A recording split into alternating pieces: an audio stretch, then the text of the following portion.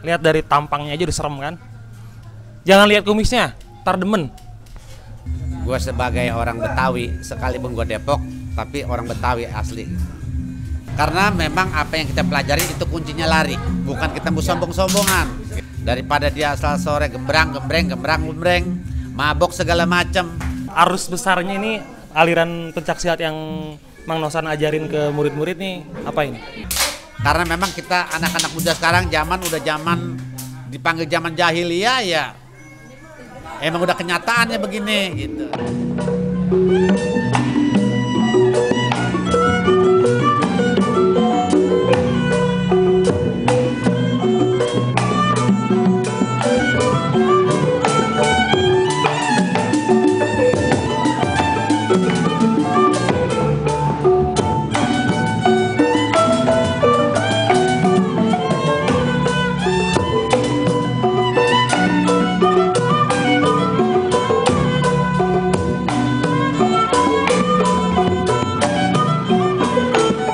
Assalamualaikum warahmatullahi wabarakatuh.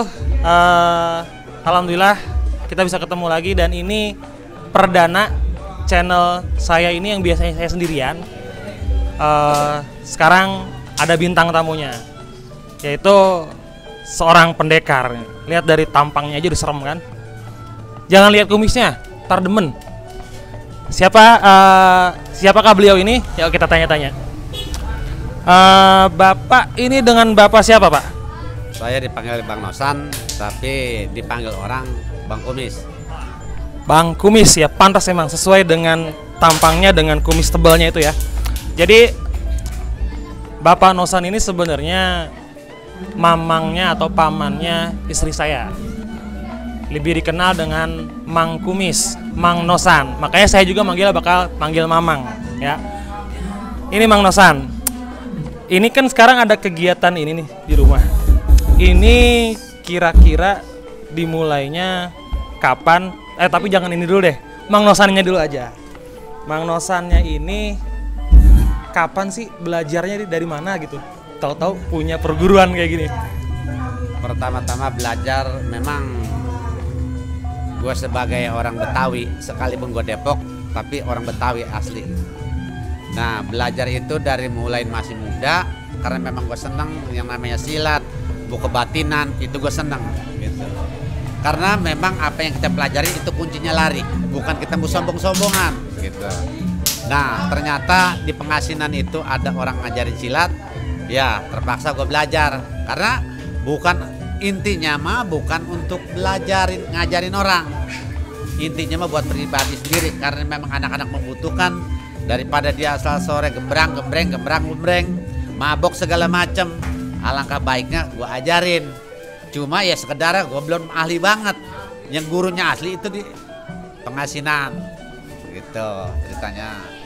Oh, di Pengasinan emang kalau kita lihat di YouTube tuh, Mbak, emang di YouTube itu saya lihat ada video dari Pengasinan pencaksilat yang nonton udah 5 juta orang tuh. Berarti memang cukup terkenal nih aliran pencaksilat ini. Nah, berbicara masalah alirannya atau apa sih namanya ya? Arus besarnya ini aliran pencaksilat yang Mang Nosan ajarin ke murid-murid nih apa ini? Ya, pencaksilat ini jalannya jalan 6. Asalnya dari Pengasinan gitu. Di sono ketuanya kalau umpama kayak dedengkot yaitu dulu Pak Haji Yakub. Terus sekarang Pak Haji Yakub udah meninggal. Nah, sekarang anaknya yang nurunin Pak Haji Agus. Dulu Mamang belajar dari masih muda pertama-tama sama Pak Iking. Pak Iking udah meninggal. Terus sama Bang Dul udah meninggal. Bang Usman udah meninggal. Bang Nen udah meninggal. Nah, semua habis. Nah, tinggal sekarang sama Bang Rimat. Nah, apa salahnya kita kembangkan? Busuk kagak apa kagak, bukan kita lagi mau cari duit, karena memang kita anak-anak muda sekarang udah zaman dipanggil zaman jahiliyah ya. Emang udah kenyataannya begini gitu. Nah, sekalipun dia cuma sekolah dasar, kalau punya keterampilan, insya Allah masalah buat jadi sapam diterima. Ya emang era zaman sekarang ini butuh keterampilan. Jangan cuman ibarat kata sekolah B tinggi gitu kan, tapi orang punya keterampilan apa-apa, orang kepake mang, bener, banyak orang kepake. Mendingan juga dalam artian punya kebiasaan apa gitu, biasanya pasti ada yang butuhin tuh, mau bisa apa kayak emang ya, gitu. Nah sekarang balik lagi ke sini mang, ini tadi kan diceritain awal mulanya ngikut latihan ikut belajar di Jalan 6 Pengasinan. Yang tersisa generasinya yang senior tuh tinggal Pak Rimat ya, tinggal Bapak Rimat. Nah, sekarang ini dibuka di sini mulai kapan nih, Bang? Kalau kagak salah itu dibukanya hampir 6 bulan ada. 6 bulan atau 6 bulan 7 bulan ya, kurang begitu ya ini ya, memperhatikan karena waktu itu peresmiannya juga di Gang Kamboja. Ketuanya juga sama Bapak Jamhur. Terus Pak Camat juga datang. Sekarang resmi. Jadi kalau kita umpama kayak punya hukum, udah punya payung hukum, udah resmi di Sawangan maupun di Kota Depok. Keren. Jadi tuh dengerin, siapa aja yang pengen ikut gabung latihan, pengen kedalemin ilmu bela diri, silat, pencak silat ala Betawi yang sesuai dengan budaya Betawi. Betawi kan Bang ya? Ya alhamdulillah Betawi. Yang pengen melestarikan budaya Betawi khususnya bela diri pencak silat, di sini nih ada tempatnya, yaitu di jalan apa ini Bang tempatnya? Jalan Poncol ya? Poncol. Sawangan Poncol, dekat SD 05, Sawangan Poncol. Siapa aja mau belajar, pintu terbuka. Daripada ya itu kembali lagi mabok yang kagak ada juntrungannya, ya terus gendrang-gendreng kagak ada, main gitar segala macam, apa salahnya kita pelajarin ilmu ini. Jangan udah diambil negara lain baru diutik-utik sama negara kita. Itu yang salah mas sebetulnya. Emang kadang-kadang begitu Mang. Orang-orang pada sibuk nyari ilmu bela diri, belajar bela diri negara lain. Bukan lagi ngejelekin budaya bela diri negara lain ya. Tapi kan kita punya dewek ibarat kata kan. Nah, kadang-kadang saya sebel orang pada nyari jauh-jauh ngikut ke latihan bela diri di Jepang, di Amerika. Padahal mah pencak silat sendiri karena udah diajarin di Amerika Mang. Setahu saya pernah ngeliat itu.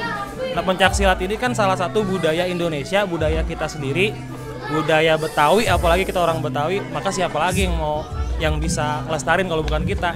Nah, Mamang ini termasuk sosok yang sebenarnya bisa dijadiin contoh nih, bisa ngajak anak-anak muda gitu kan, yang zaman sekarang mungkin udah susah nih nyari orang-orang kayak gini nih mau ngumpul bareng buat latihan silat.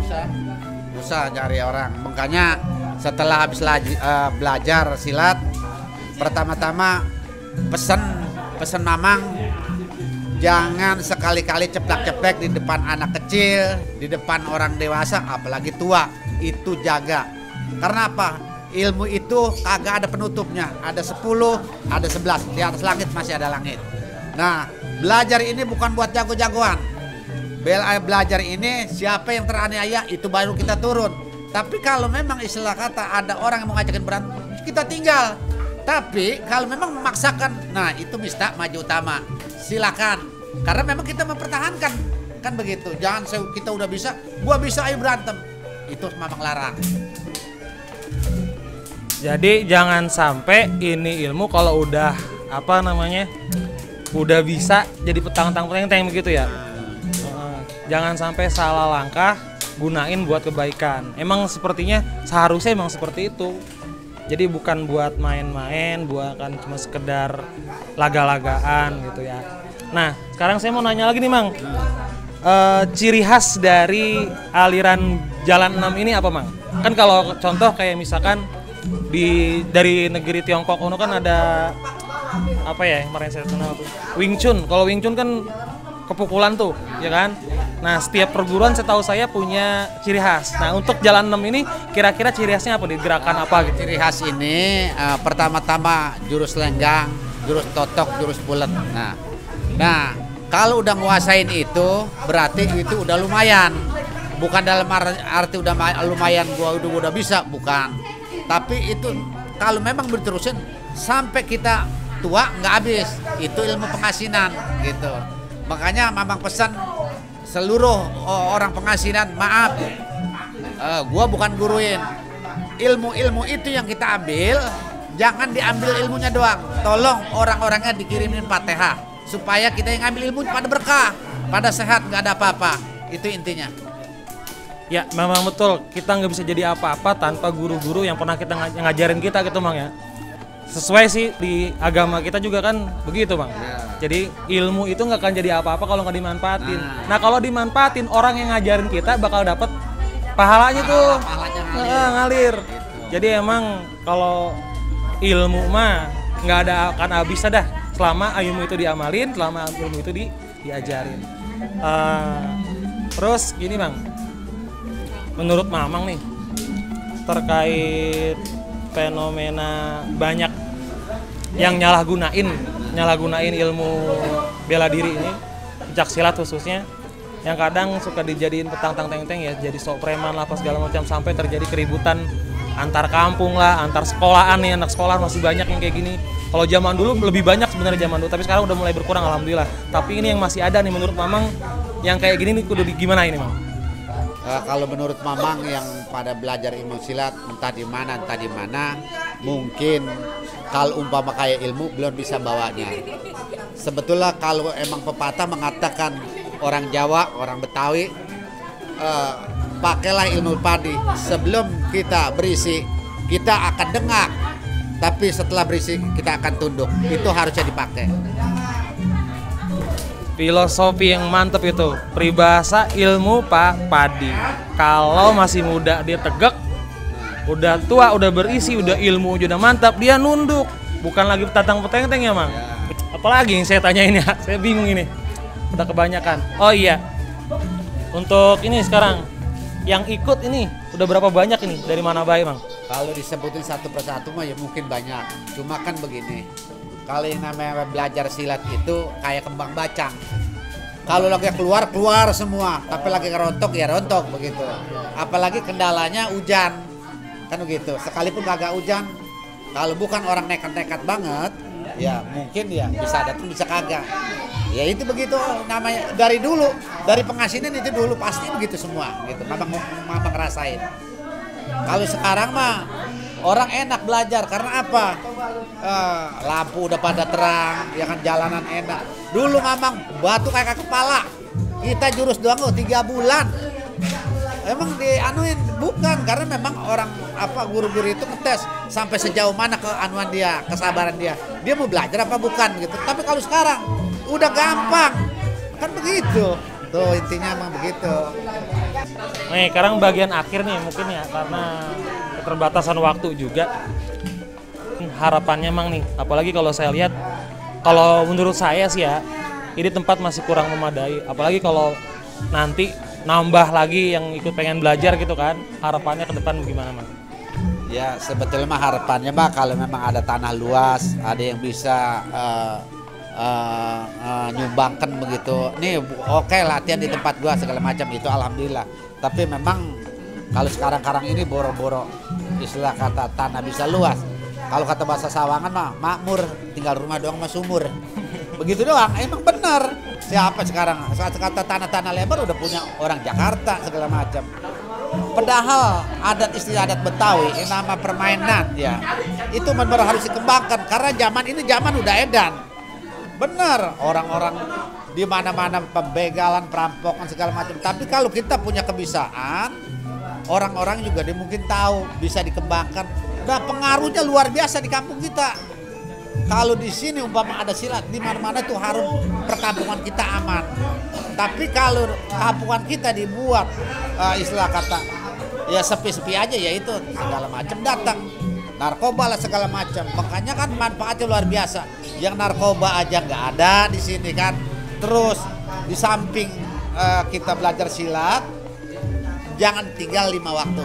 Karena kapanpun, dimanapun, sejago apapun, pukulan kita muter apapun, bakal kita akan dipertanyakan. Kita akan kembali kemana Hang Maha Pencipta. Begitu. Ini bagian ini yang paling penting nih. Sekebal apapun, sehebat apapun, sesakti apapun, orda apa-apanya, kalau kagak sholat 5 waktu. Nah, Mang, makasih banyak ini Mang udah berbagi cerita, udah berbagi pengalaman, udah ngenalin tempat ini, ngenalin semuanya. Saya lihat emang keren banget ini. Saya juga sebenarnya pengen, cuman waktunya kadang-kadang yang suka kagak bisa gitu. Tapi saya meresap namanya budaya, apalagi budaya Betawi, emang keluarga saya, keluarga semuanya orang Betawi. Jadi salut banget, sumpah salut. Ya, Mang, terima kasih banyak. Assalamualaikum warahmatullahi wabarakatuh. Waalaikumsalam.